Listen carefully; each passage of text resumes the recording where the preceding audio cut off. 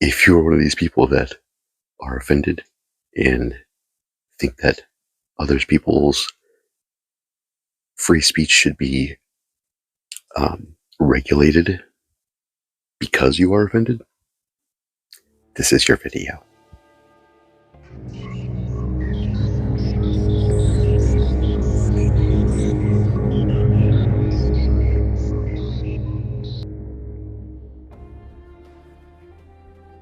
Grand Rising, Seekers Truth, and Arcane Knowledge. I am your brother Maug. So, something I want to discuss with you today. There is a movement happening right now to try to make hateful speech or offensive speech illegal or censored. For the intelligent people here, I don't have to explain why this is bad. However, if you're one of these people that are offended and think that other people's free speech should be regulated because you are offended, this is your video. Let's get into this a little bit. If you have offended somebody or have been offended, these are good things, okay? I'm going to tell you why. Because you have a passion. If you have been offended by something, there's only two reasons why. A, it's true and you don't want to face it, or B, it's not true and you want to fight it. The only two reasons that you would be offended by a statement. Okay, outside of that, if you have offended people because of your thoughts, actions, beliefs, that's a good thing. That means you're passionate about the things that you believe in, and you have no problem expressing that. Okay? Now, the problem with making offensive speech punishable by law, which I'm going to put an asterisk here, punishable by law just means legal for a price. So all that means is the people with money are going to be able to say and do whatever the fuck they want, and you are not. So, let me back that up a little bit and say, if you are for this movement of censoring offensive speech and hate speech, that is a Amendment 1 right that we have in the United States. So, had we not had that for the last 200 years, you would not be able to be doing and saying whatever you want now. These things would not be an issue now because we would be in a much more highly totalitarian society. The approach is all wrong here, okay? This is one of the issues that I have with woke culture, is your heart's in the right place, but you're going about it in the most retarded fucking way possible. And I mean that retarded and not like stupid, I mean retarded like moving backwards. The actual definition of the word retard. It is anti-climactic and goes against what your end result, ideally, from what I can see, is to be. Okay? So if you take an approach such as this, if somebody is mad enough or hurt enough to use offensive or hateful speech,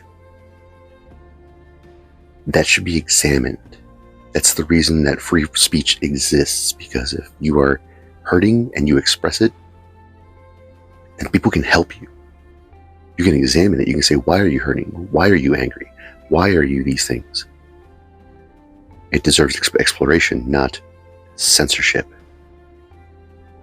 I'm sorry, but the case, I was watching a video earlier on this with Jordan Peterson, and they cited a case that happened in Europe where a man was fined for having a tweet, an offensive tweet. He was literally fined for having an offensive tweet. Okay, that does not only violate the freedom to free speech, but it also violates the freedom of press, because now you are censoring what I can write on a public forum. It's not like they went on a government page and did this. They were on Twitter, or X, whatever they want to call it now. Good luck with that, by the way. Here in St. Louis, they've changed that amphitheater town so many times, but everybody still calls it Riverport. So, good luck there, Zuckerberg. I just don't see it happening. Anyway, I digress.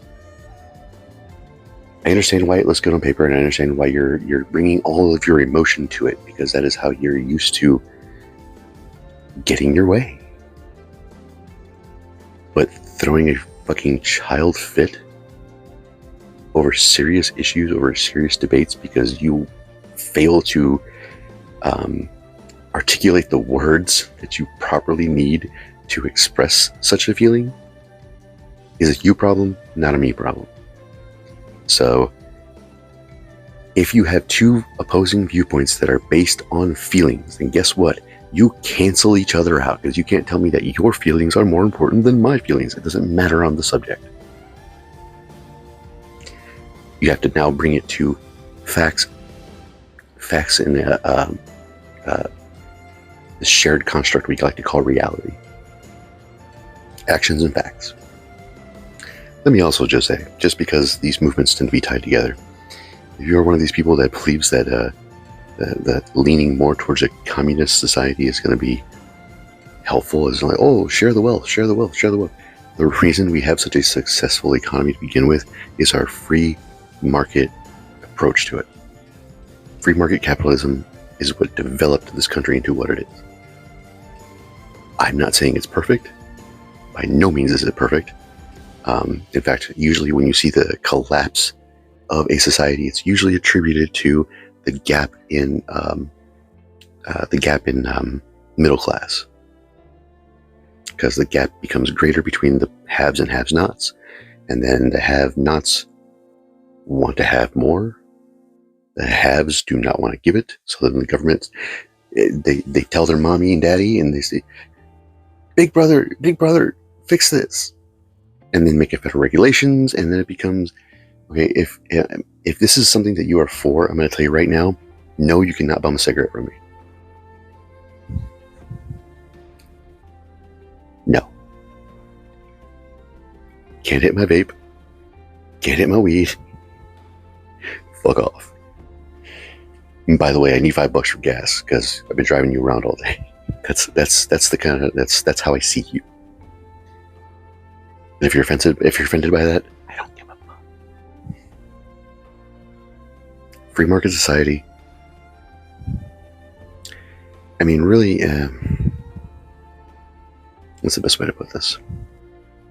There needs to be more conscious effort to bringing morality back. Morality. Because ideologies and moralities are the things that govern us when nobody is around. That develops the quality character that you have. So if you're the kind of person that